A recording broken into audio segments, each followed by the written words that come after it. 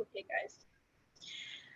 So the topic that I wanted to touch on has to do with the soul and the brain, and basically mental health and what the bridge is when it comes to depression and if it's a sin. When I was, I think it wasn't too long ago, but when I was in a church, um, I once heard one of the leaders preach against depression, not exactly in a way that we would want to hear it with compassion, but instead, um, this pastor's words were, if you are depressed, it's because you are in sin. And I remember hearing that, and it didn't make sense. It didn't make sense that we could just automatically say, well, just because you have feelings of not being able to seek God, or feelings of feeling down and not wanting to come to church, it means that you are in sin. And for the longest time, I wondered, is it? Is it our own fault? Is it the person's fault when they feel depressed that they cannot reach out? Is that a sin? Is it a sin to not be able to go to church? And so I wanted to just go a little bit deeper into what exactly the bridge is between the brain and the soul, and if it's a sin. So we're going to start by defining first sin, soul, and depression. So we'll start with the soul. And I am so glad that we were able to look a little bit into it already in the videos of the Bible Project, because I was going to mention the word nefesh, and honestly, I don't think I would be able to get all of the study together to go thoroughly with it, but I think we have a good idea, right, with the videos that we watched.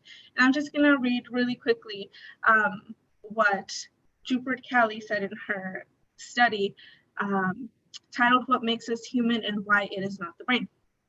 And she says, nefesh is mainly used as the holistic unity of soul and body, including the will in the Bible, and it is used 754 times to define this unity of soul and body.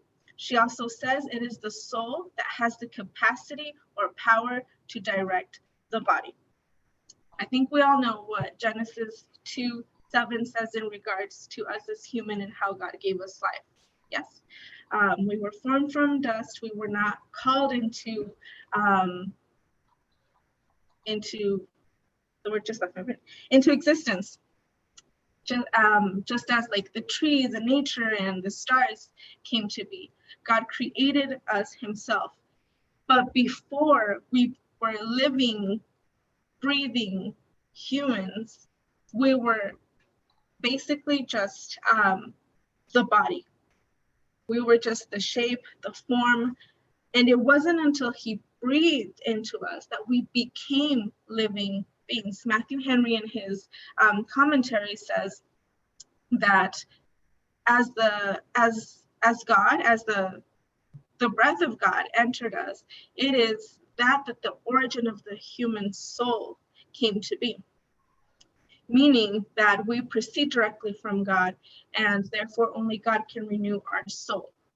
So basically, our body is not us. We are our soul. Our soul is what comes to be our wills, our desires, and our conscience expressed through the body. So basically, there can't be a separation of, okay, there's a body, here's the soul. You are still you if it's just the body. You are still you if it's still the soul. This, as a living person, we need the body in order for our soul to express and to exercise the will, the desire in this living realm. Okay, so I just wanted to touch on that. And then I would like to go to sin and what sin would be. And I love that we were able to have that reading last night by midnight, because I appreciated the way he explained the aspect of sin as a choice. We tend to think of sin as a result already. Oh, well, they're walking in sin because they have an addiction, or because their family is broken. We see it as just a result, but sin begins with a choice. It begins with a premeditated thought followed by an action. And this is what McKnight shows us in Genesis, when Adam and Eve, they sinned by choosing to eat of the forbidden fruit, and they accepted the lie. They thought about what the serpent told them when the serpent said, why don't you eat of the fruit? You could be something else. You could have your eyes opened. It wasn't like, here, eat it, you have to. They thought about it. They reasoned, and they decided, they chose to eat of the forbidden fruit. So we have those two things. We are our soul, and our soul exercises its will and its thought through our body, or our physical body, and sin begins with choice. So we have those two things. So let's go now with what depression is. And I am going to read just a few of the aspects of depression so we can get a bit of understanding of what it is. And according to the American Psychiatric Association, depression can be one or more of these things, which are a feeling of sad or depressed moods, loss of interest or pleasure in activities once enjoyed, changes in appetite, trouble sleeping or sleeping too much, loss of energy or increased fatigue, increase in purposelessness, feelings of unworthiness or guilt, excessive guilt, difficulty thinking, concentrating, making choices, and thoughts of death or suicide. And I don't know about you guys, but a lot of the things that they describe are either feelings or limitations to the physical capacity. Whether a person who is depressed, if they were usually very outgoing, they like to go out and do things, exercise, sports, when they have depression, it's not so much that they don't want to go and do these things, it's that they can't. So there is I want to make it really clear that the will is limited. And the will we have already attributed to the soul, correct? I tried to find a link between mind and soul, but you guys, I think we all mostly know that a lot of times science and philosophy and Christianity, they don't always want to see eye to eye. Sunil Pandya wrote a short investigation on the link between the soul and the spirit and the mind, and she also went into scholars, ancient and new ones, to see if there was any agreement to it, and she came to the conclusion that there is no specific agreement between science and religious scholars. The only link that we can come to an agreement is, yes, the mind is capable of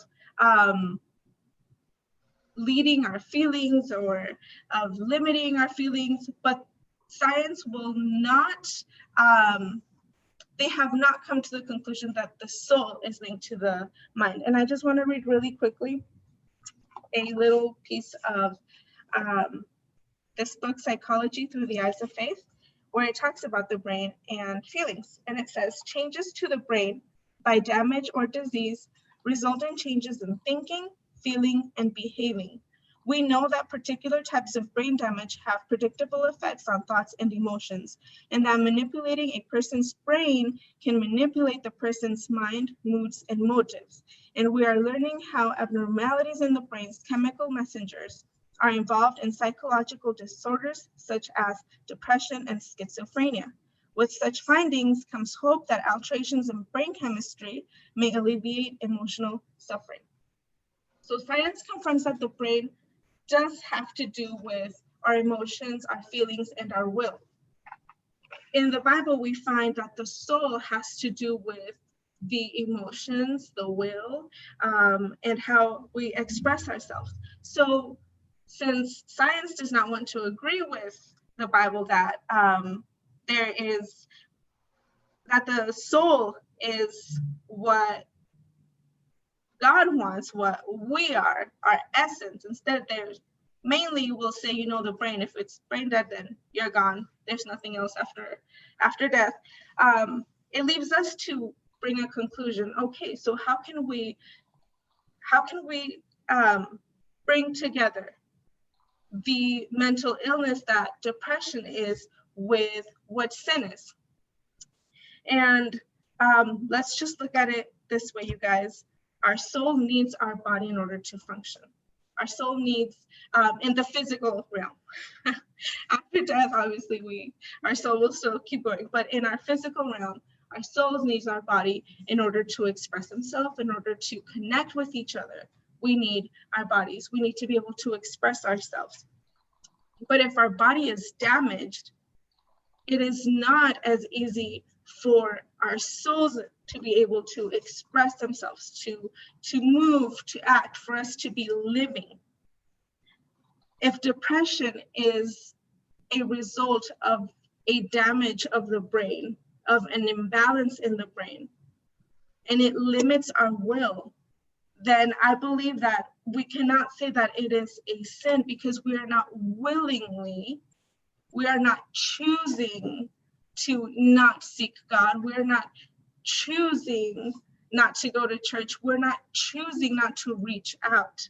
And I believe that within church, we have to learn to identify when something is a result of mental illness and when something is a result of simply, I don't want to go to church, or I'm having trouble with my faith. Because although we are saved when we give our lives to Christ, we still live in a fallen world. There is still disease. Our brains will still are still, the words keep leaving my brain.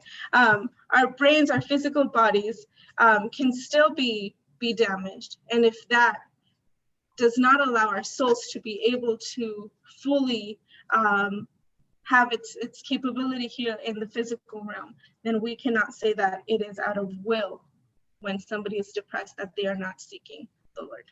So yeah. Oh, and I wanted to add one more. I used to wonder, is there anywhere in the Bible that says that somebody ever felt so sad, so discouraged, so hopeless that they thought of death? And I came upon, it was more like a meme, kind of like trying to make it a positive vibe to it. But they mentioned Elijah when he was running away. He was he was the last of the main prophets in Israel. And it says that he was in a cave and he was just weeping, and he was crying out to the Lord, saying, you know what, Lord, just take my life already. And the Lord said, he sent an angel to give him food, and Elijah rested. And after that, he felt better. His spirit was encouraged, his soul was encouraged. And it stuck to me because the caption said, never underestimate what a good rest and a good meal will do to your soul, and if you're ever feeling like you're going to be depressed. So there you go. Any questions, any input, any feedback?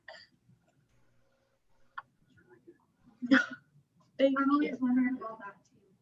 Like, I've heard kind of what the other pastor said, that it's a sin. Mm-hmm. And heck, I've thought it too, like, oh, if you're not fully trusting in the Lord, then you have no hope and joy.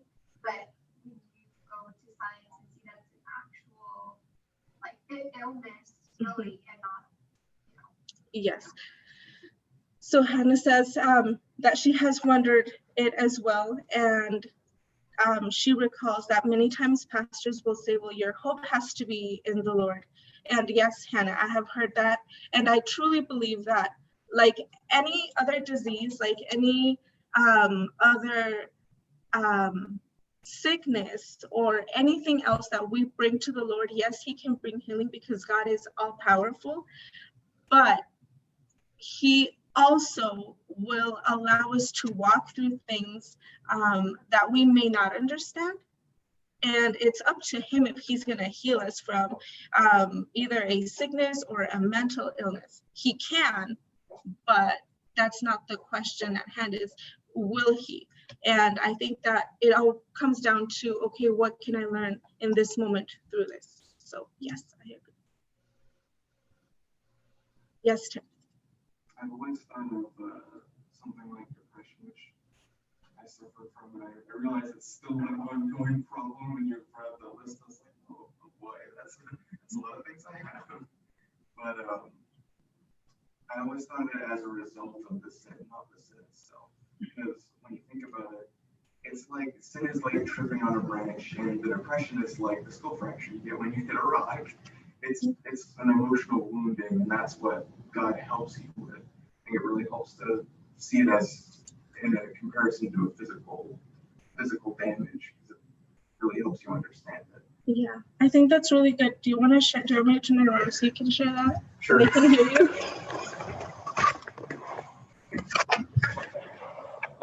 Can you hear me from here, or do I have to go up there? Yeah. So I was just telling Liz that I've always seen it as a result of sin, not as a sin itself, because it's like just like physical damage. Sin might be where you tripped on a branch, but depression and the results of that are what you get when you hit a rock on your way down. And God helps us to heal that damage that we've received, but it's not like being depressed or being hurt is a sin in itself, because I mean, what are you going to do if you look at someone with a broken leg? Are you going to be like, why'd you break your leg? Come on. Like, that's not empathy or sympathy. That's not what God does to us. Well, so I think it's also worth noting that the sin that causes that result could be one's own, and it could be another person's, or some combination. There, most likely some combination. Like the injury could be done to us, or it could be like a self-inflicted harm that we've chosen by a previous sin. But I think it's a good distinction to make between like the sinful action and choice and the wounding that results. Yes, thank you, and thank you, Tim, for that. Online guys, anything you guys would like to add? Any questions? All right. I have one. Okay.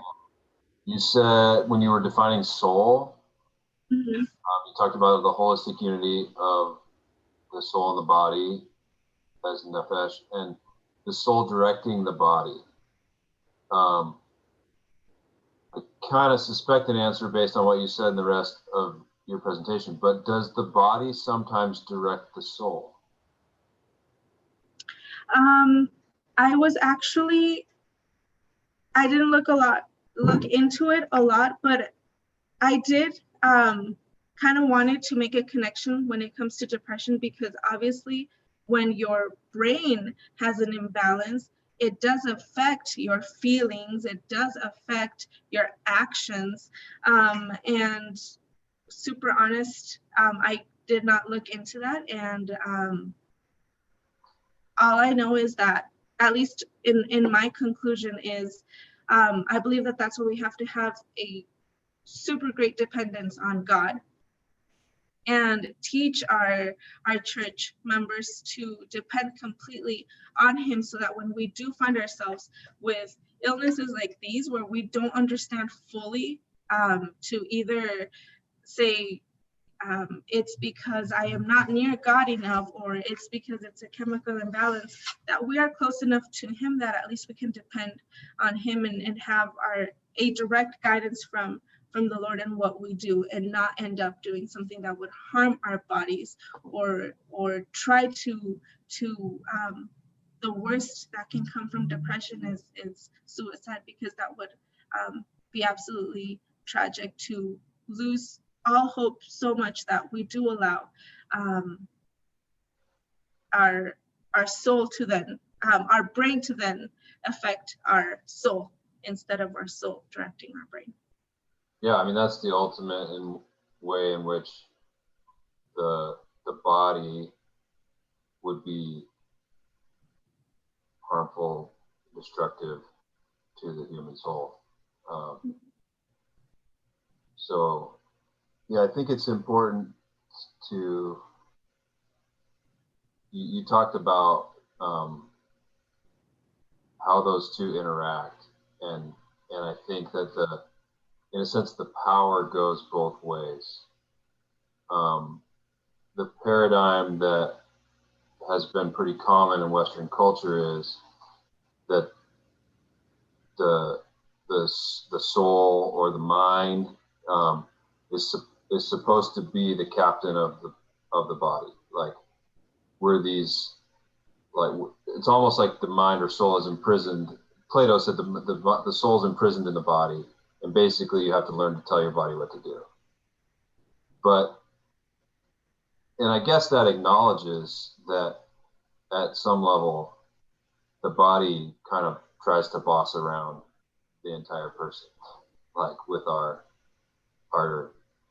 drives, our desires, things like that. But I'm not sure that the solution is always just, okay, keep your body in line. Like it goes back to that piece about the heart and the will and reshaping and reorienting our desires so that we begin to not only think the right way, but want the right things. Mm-hmm. So yeah, you mentioned that this philosopher says that we are like held captive in our body. I think that maybe we're not held captive because it's not like our bodies control us, but thinking of who we come from, and from the reading last night, we are here to rule over our bodies as well. So we should not think of like, oh, well, whatever my body wants, I'm held captive to it. No, we have the authority over it through God. But that last preposition is so crucial, because without his help, in a sense, we are what Paul would say, slaves to sin, right? And that sin makes its way through our minds and our bodies and our wills and all that. But we are given hope to through the power of God to overcome that. I think that's right. Okay. Ali?